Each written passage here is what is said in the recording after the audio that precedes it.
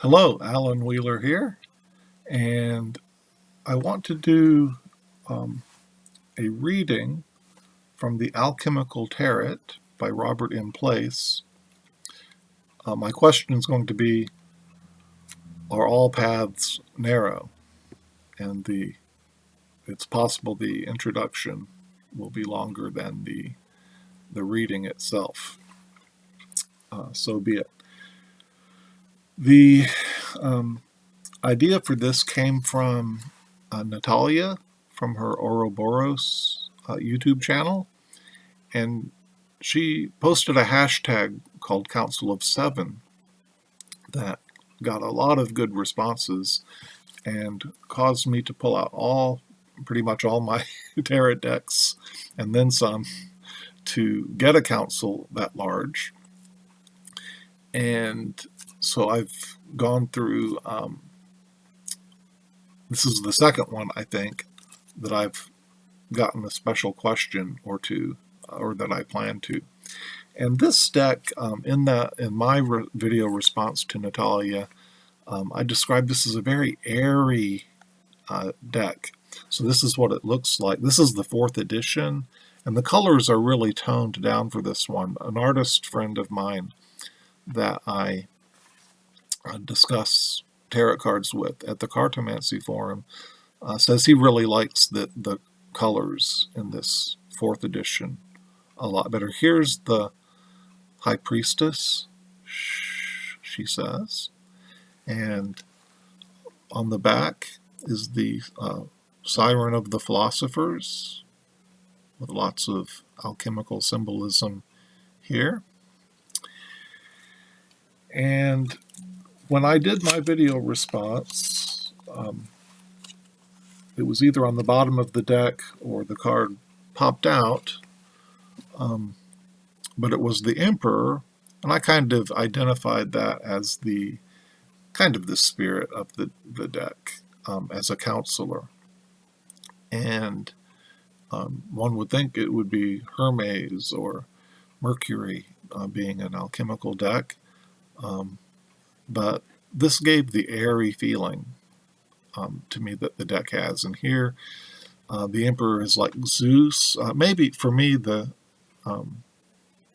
I connect more with Odin, and so maybe it's similar energy, but here he is high on a mountaintop in the clouds. He has an eagle here, and the typical energy of the Emperor in any tarot deck, but much more air, and in the progression, the alchemical process, and is coming together with the Empress, who is Earth. It's air and earth that come together in certain cards, like the Lover's card and the Sun, I think. So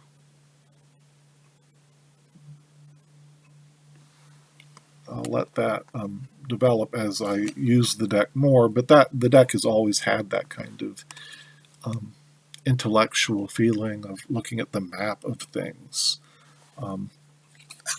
And so let me introduce the background to the question now that I've introduced the counselor that we will be consulting today. Are all paths narrow? So let me go through some, as I try to synthesize things on my Blended Path website.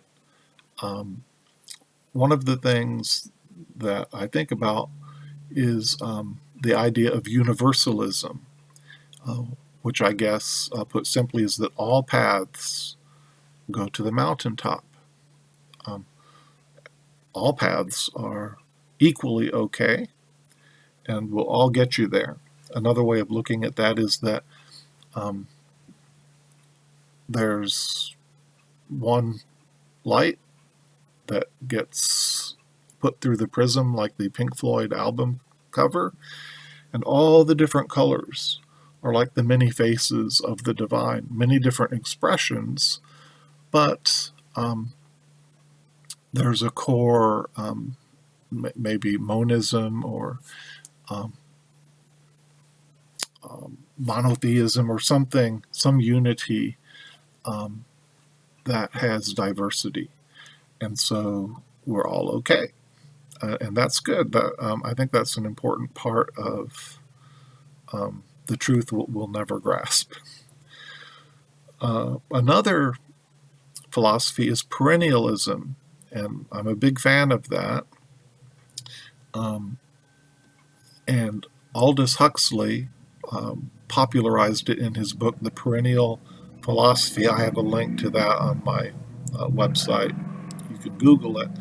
But the idea is that all religions come from one original source, or that there's a thread of truth that runs through all the different religions. So there may be differences and different understandings and lots of extras and rigmarole and ritual and things that are different, but there's a thread of truth. And this might be exemplified in the parable or the poem of the blind man and the elephant.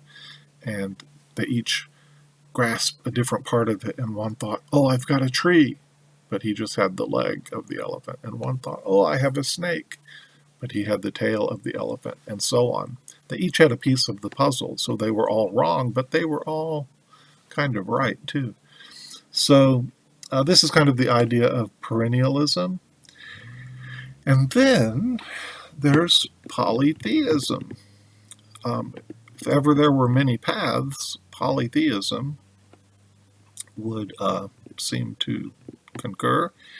And I came across something that helped me with this called polycentric polytheism. I believe I've got that linked at my website too, almost certain I do.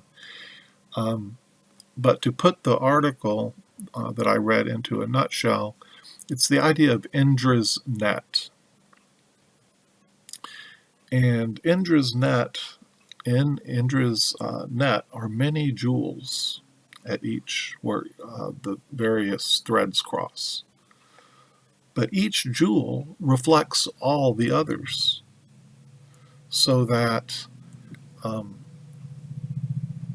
if Odin is one jewel, he reflects Loki and Freya and all the other pantheons. Although he has a unique expression, he also, being a god, we can't put him in a box quite the way we can humans, even if we shouldn't. But this idea that because of this, any deity you go to is actually center. And the article expresses it much better than I just did. But all these, I guess, it gives me comfort that all of these people, smarter than I am, can get on with the harmonizing or synthesis of many different paths. So that's very comforting, very good, does my heart good. But my question is,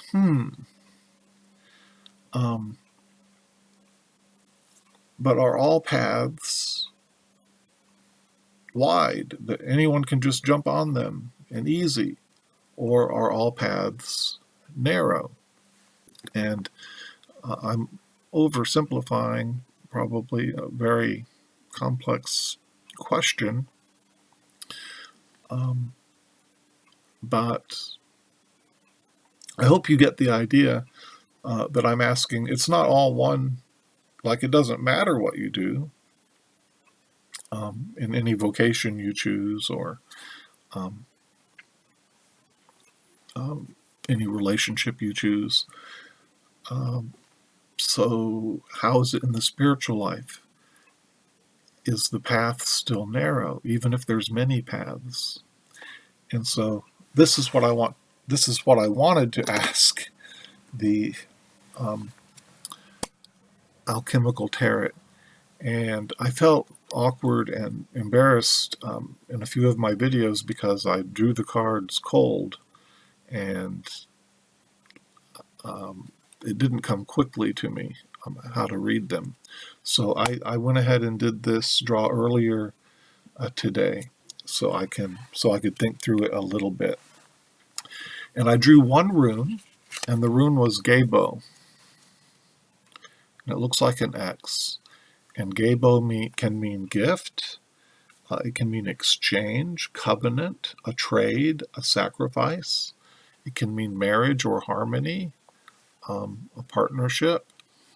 But in its simplest form, it means gift, but maybe not in the modern American sense as much as in the Eastern sense, that a gift also means relationship and something exchanged as well.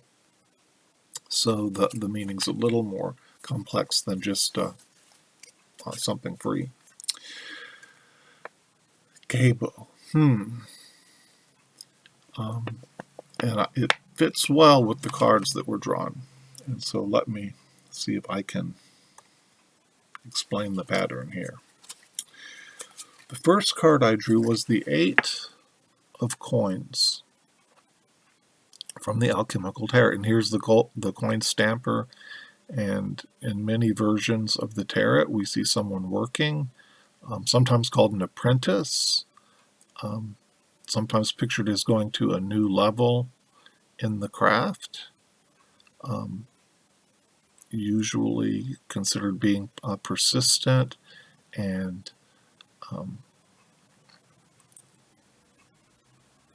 so this is pretty consistent with many, the energy of many tarot cards, basically. How does this answer the question, are all paths narrow? Well, I think this comes down to the practice. And, many are called and few are chosen, in a sense. Paths may be open to all, but how many people stay on the path? Or I remember a scene from, I think it was a Mel Gibson movie, and someone said, but wait, why are you eating that meat? I thought you were Buddhist. And he said, well, I'm not a good Buddhist. And so the idea is that, how many people are the really dedicated to their paths and put it into practice, and daily practice. And maybe it takes work and doing those things to reap those benefits. And so perhaps it doesn't matter whether it's Christian, Buddhist, pagan, or whatever path. Maybe it requires some practice. The next 2 cards were 2s. And of course I associate 2s with the High Priestess here. And as I noted earlier, she's saying shh. And so although these are on the more mundane level, they're associated with that, perhaps with that esoteric idea of looking within. How many people,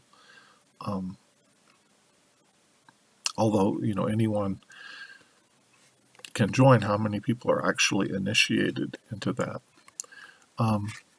But 2, in this mundane level, this one of course shows harmony, and there's the rose forming alchemically from this harmony, this joining together.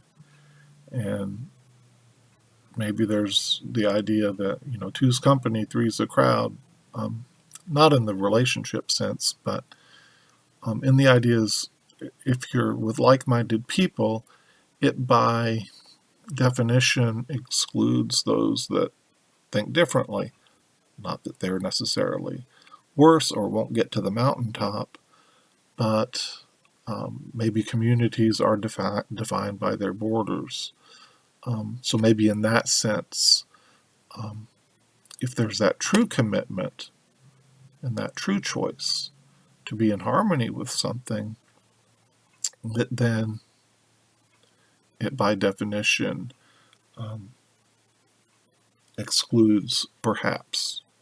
Food for thought.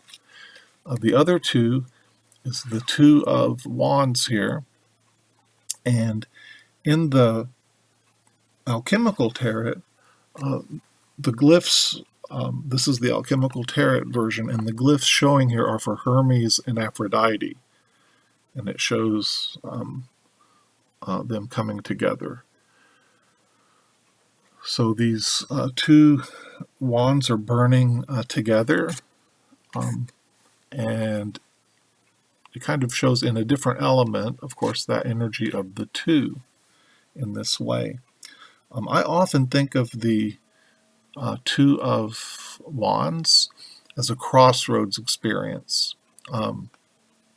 That's kind of recently ratified synchronistically, because I learned that Hecate is often pictured holding two burning torches, and she stands at the crossroads. But it's a sense of calling, and it goes on to the three, which is the investment and the vision. But here's to me, a sense of calling and crossroads.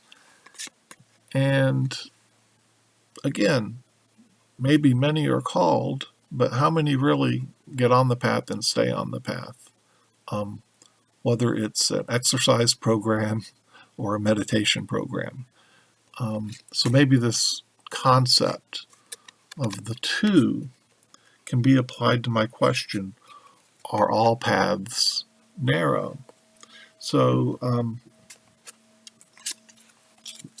that's food for thought. That gives me a lot of food for thought. And again, the rune was Gabo, which speaks of that partnership and that maybe that commitment to a cause or a calling. And